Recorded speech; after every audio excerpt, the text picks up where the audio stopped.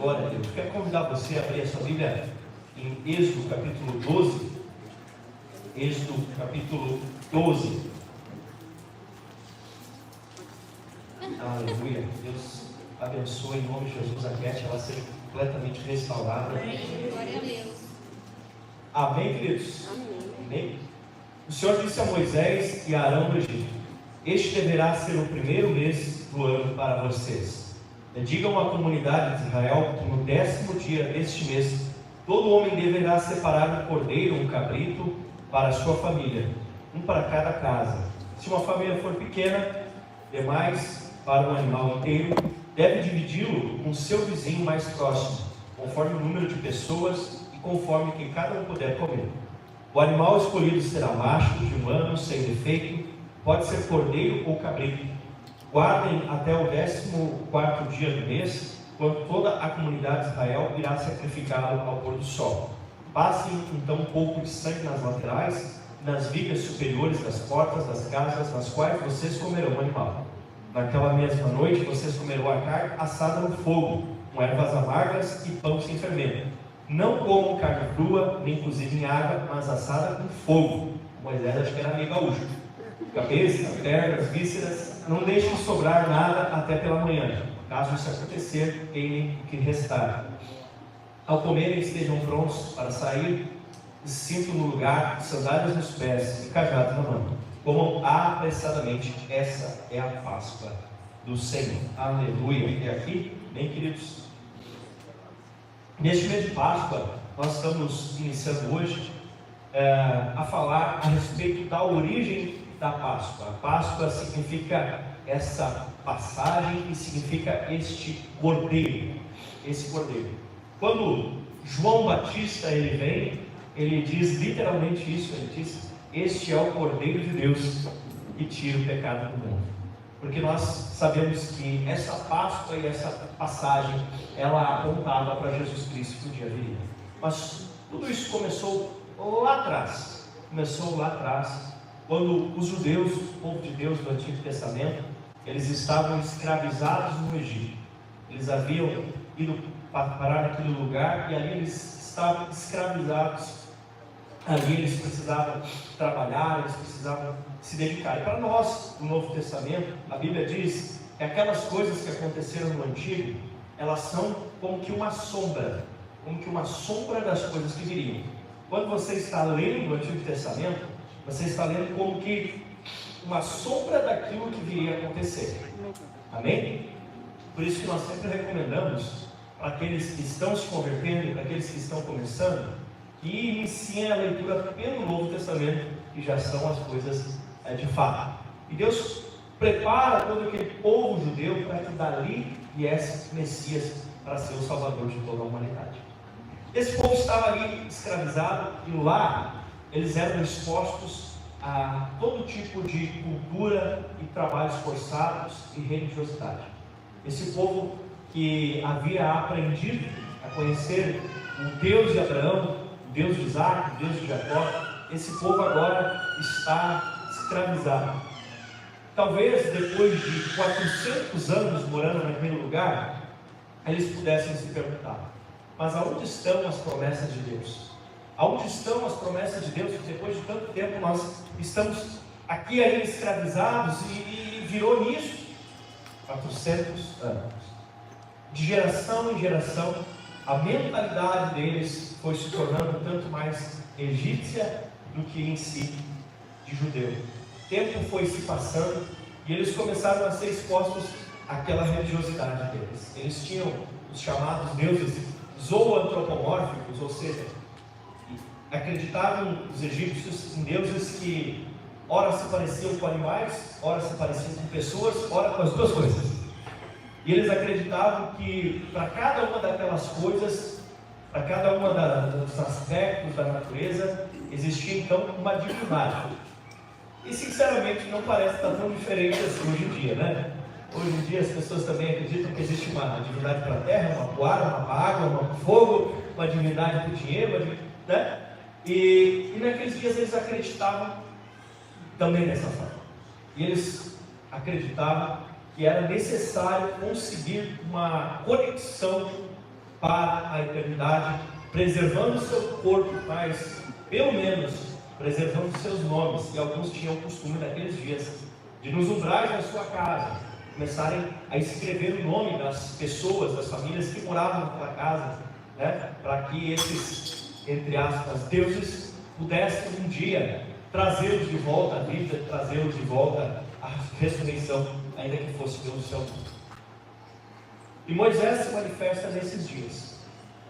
O povo passava a sua fé de geração em geração, através de histórias, mas também através de canções. Moisés, embora fosse um judeu, ele foi criado como na casa de Faraó, e ali, sendo criado naquele lugar, aprendeu das coisas todas. E certo dia o Senhor o chama para executar a libertação do povo de Deus.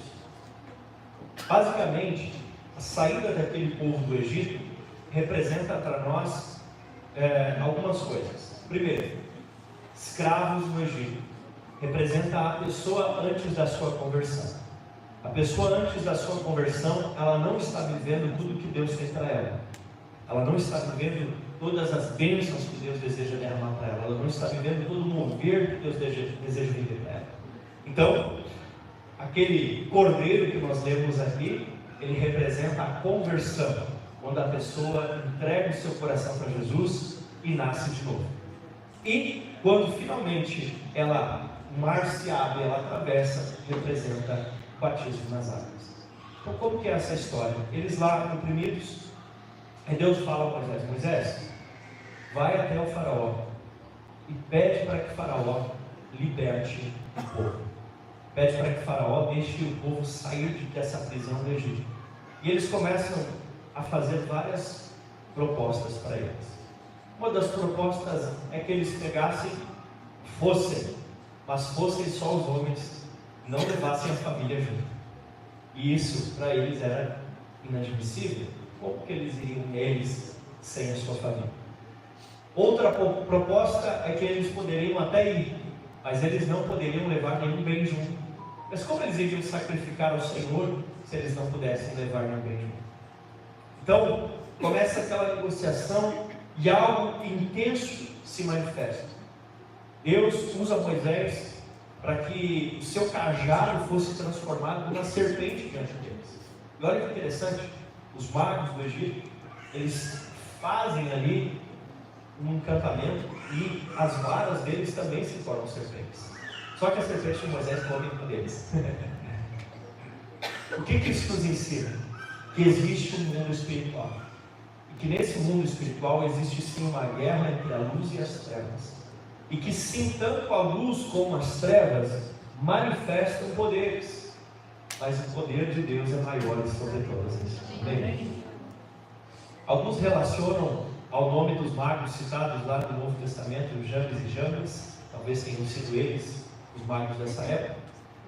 E eles faziam altas magias, e Moisés então começa a liberar pragas sobre o Egito. Olha que interessante. E cada uma daquelas pragas que Moisés começa a liberar, ela está relacionada a uma das supostas divindades do Egito. Então, quando eles acreditavam que existia um Deus para tal coisa, Moisés vinha e manifestava uma praga em relação àquilo, para que eles compreendessem que não eram os seus falsos deuses que controlavam, mas era o Senhor. E Deus permite que se manifestem alguns sinais da parte deles, e os magos conseguem fazer um simulacro de alguns dos milagres que Moisés faz. Olha que interessante. Algumas das pragas que Moisés libera sobre o Egito, os magos conseguem copiar. Mas de um ponto para frente, os magos não conseguem mais copiar.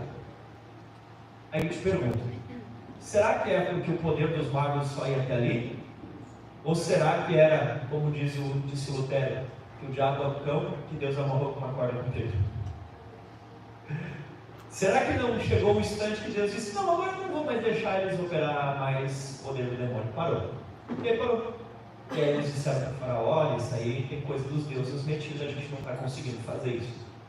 Você está entendendo?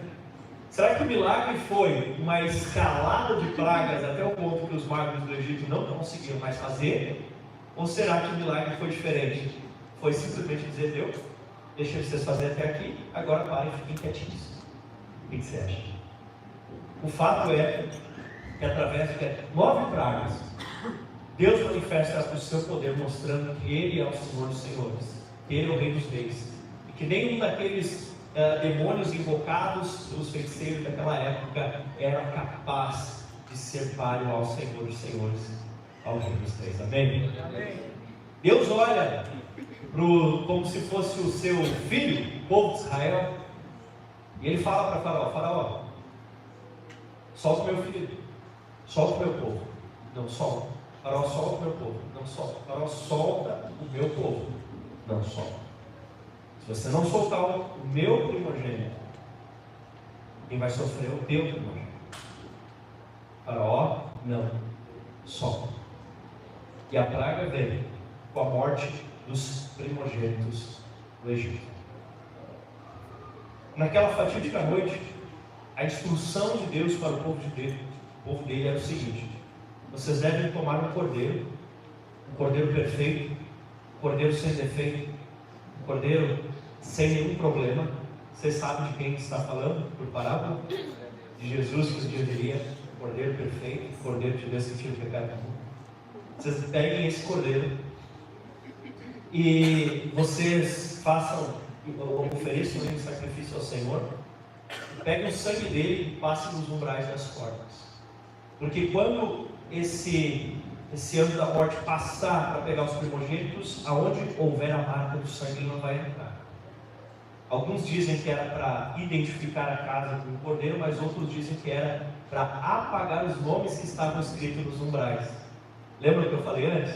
Que alguns acreditavam que tinha que escrever os nomes nos umbrais das portas, para que os deuses lembrassem da pessoa para ressuscitá-la. Tinha que negar aquela religiosidade, tinha que profanar aquelas antigas obras. E assim também, quando você se torna um cristão, você precisa passar o sangue de Cristo sobre todas as outras obras de trevas que você se envolveu.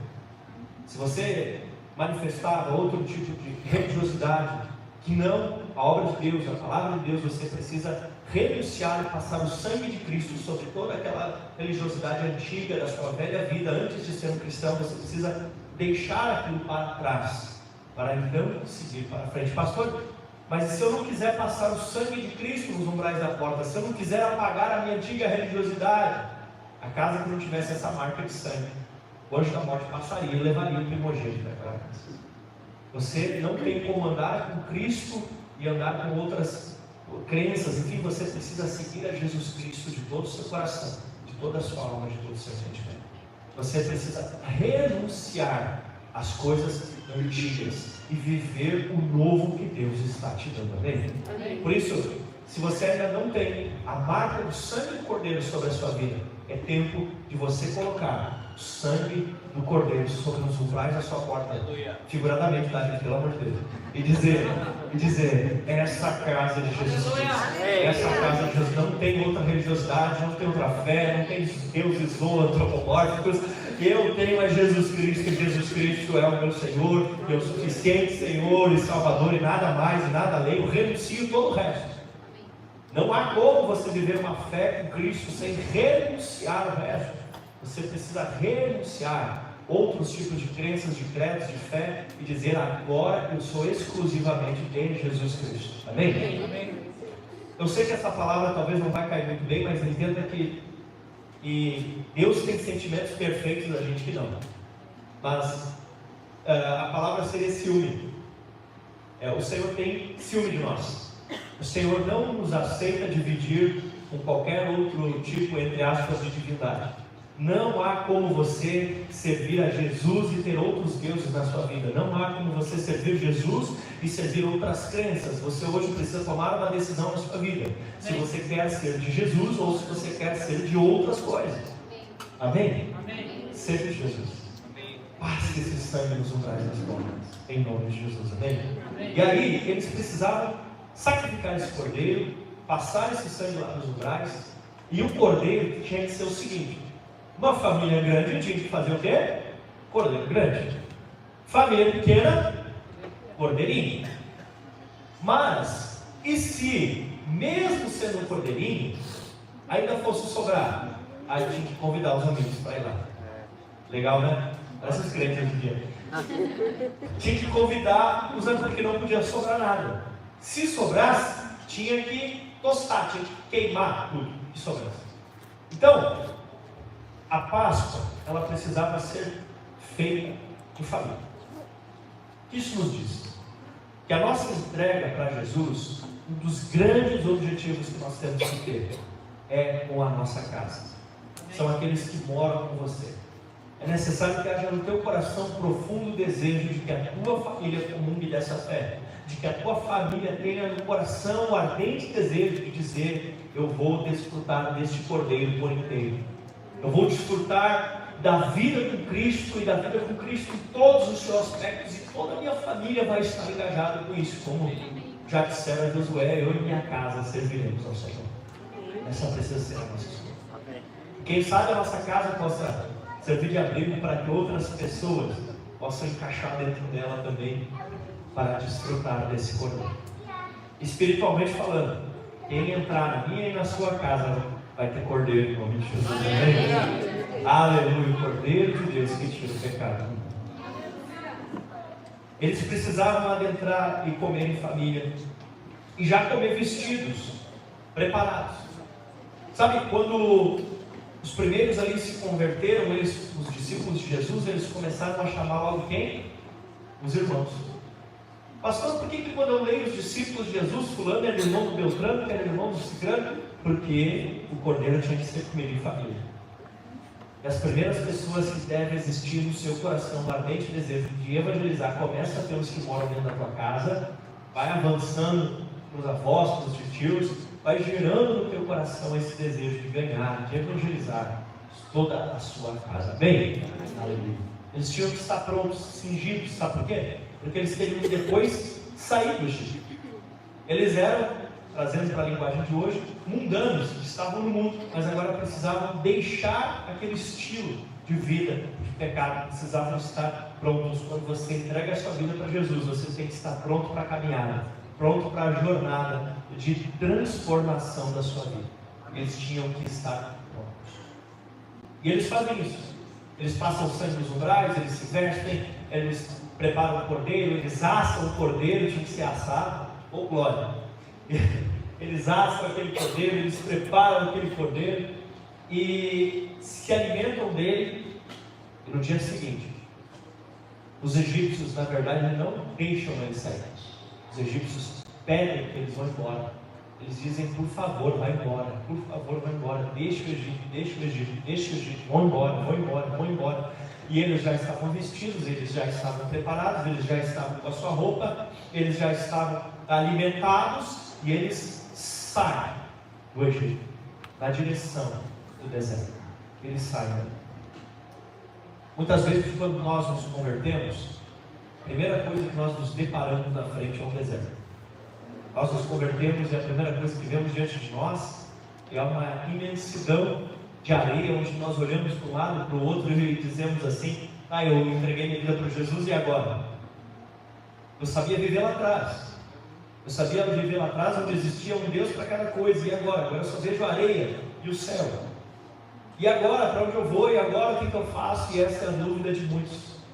Mas o Senhor levanta alguém na sua vida para fazer como Moisés fez para aquele povo.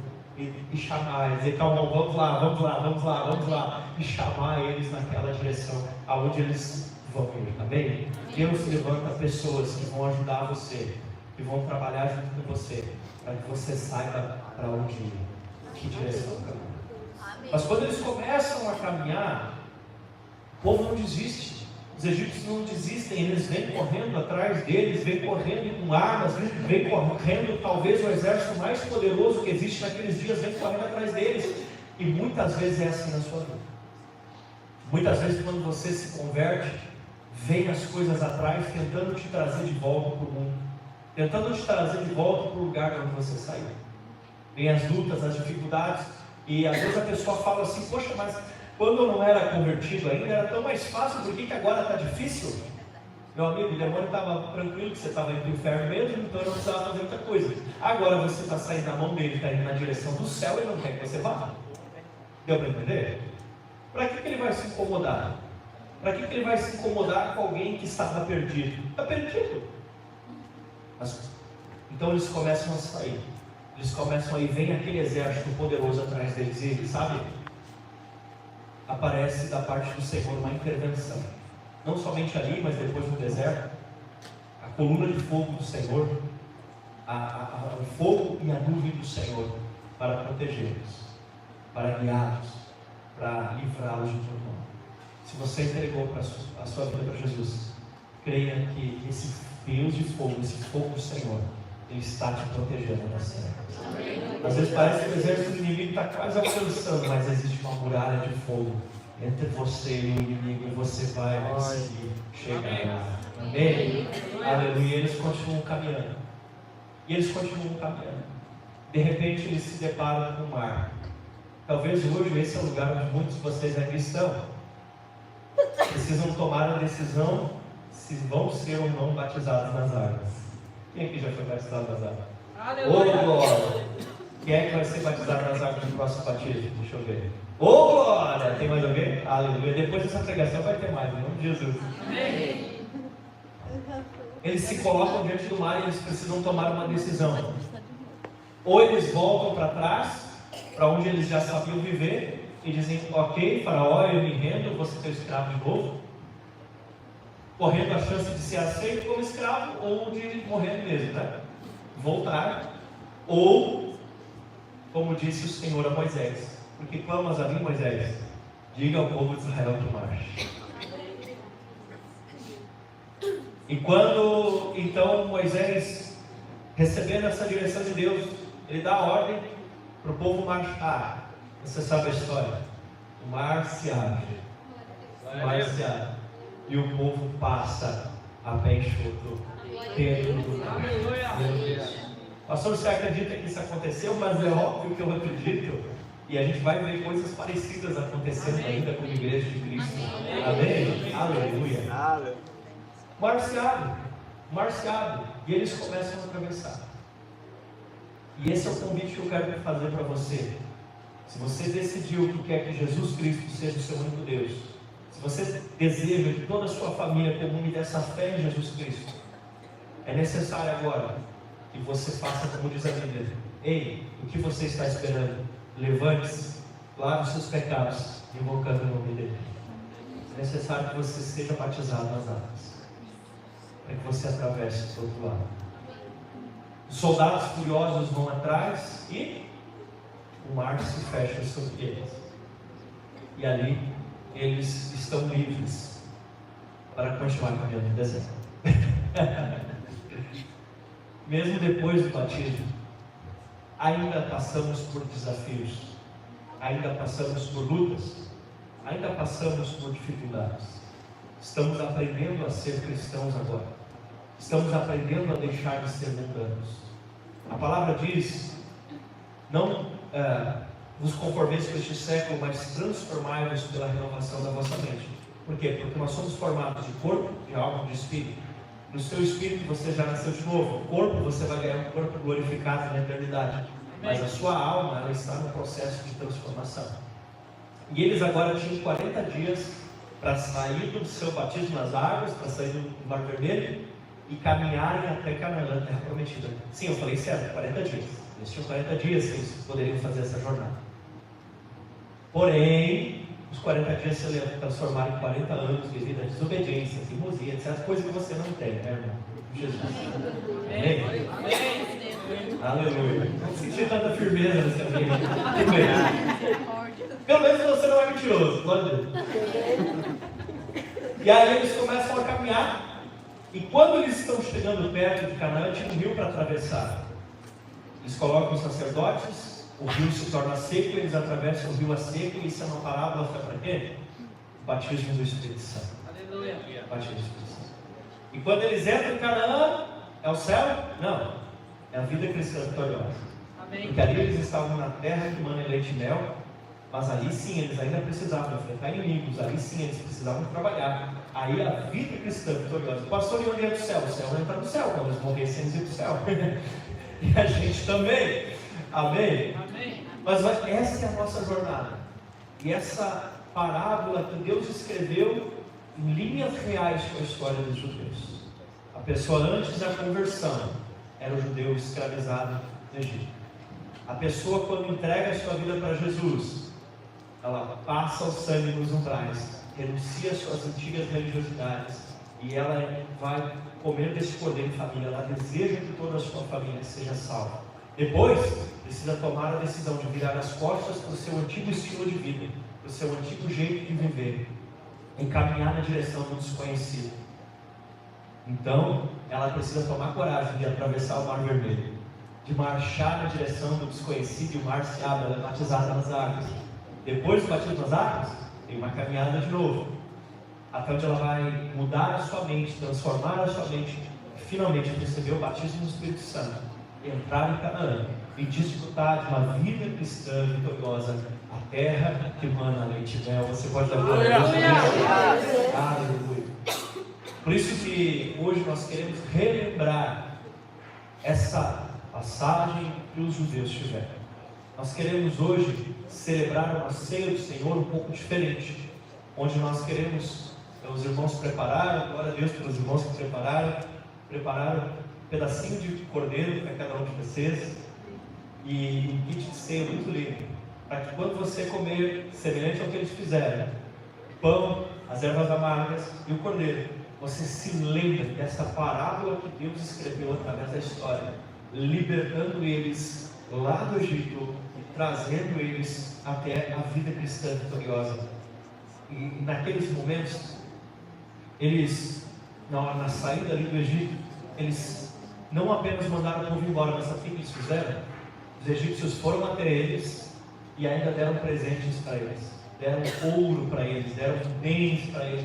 Sabe por quê? Porque eles tinham trabalhado de graça por 400 anos. Na hora de sair, eles entregaram o pagamento, e eles ainda saíram com o pagamento. E essas riquezas que receberam foram usadas depois lá no deserto para construir o tabernáculo do Senhor. Olha que coisa interessante. A restituição do Senhor, a restauração do Senhor. Talvez você olhe para trás e diga assim: perdi muitos anos no mundo, perdi muitos anos no pecado. Talvez você diga: eu tive uma vida íntima, devassa, perdi uma sexualidade toda errada. Deixa eu te contar, o Senhor quer restaurar a sua vida. Ele quer, através do sangue de Jesus que te limpa, te dar uma família maravilhosa, te dar uma família linda, te constituir, te abençoar. Talvez você diga: mas eu me quebrei todo na vida louca e desregrada que eu tinha no mundo, com drogas e coisas. O Senhor deseja restaurar e restituir sua vida e sua saúde, em nome de Jesus. Talvez você diga: mas foi nas finanças, eu vivi de uma maneira tão mundana que eu acabei. O Senhor quer restaurar também as suas finanças. Talvez você diga: foi na saúde, foi na família, foi nisso, foi naquilo outro, foi com os filhos. O Senhor tem uma restituição para realizar na sua vida, porque a Bíblia diz que no lugar da vossa vergonha tereis a dupla honra. Naqueles lugares aonde o diabo tentou te humilhar no passado, no pecado, o Senhor te transforma, Ele te restaura. Mas Ele não apenas te restaura, Ele te restaura e Ele te restitui em nome de Jesus. Amém. Cadê o povo de Deus? Aleluia. Você crê nisso, querido? Amém. A Páscoa, ela é um movimento fundador do judaísmo em si. E para nós cristãos, a Páscoa talvez deva ser a data mais importante de todas, porque foi nela que Jesus Cristo, o Cordeiro sem pecado, Ele deu a sua vida. O Cordeiro sem defeito deu a sua vida. E Ele morreu por nós, para que nós pudéssemos ser libertos de tudo isso, para que nós pudéssemos ter a vida. Eu quero convidar você, nesse mês de Páscoa, a se preparar para comemorar a Páscoa com grande intensidade. Seja nos nossos 4 cultos de celebração, seja trazendo seus familiares para comer deste cordeiro, simbolicamente falando, seja no evangelismo, seja na renovação da sua fé, seja na restituição daquelas coisas que o maligno roubou da sua vida. E hoje você recebe elas restauradas. Eu quero convidar você a fechar os seus olhos.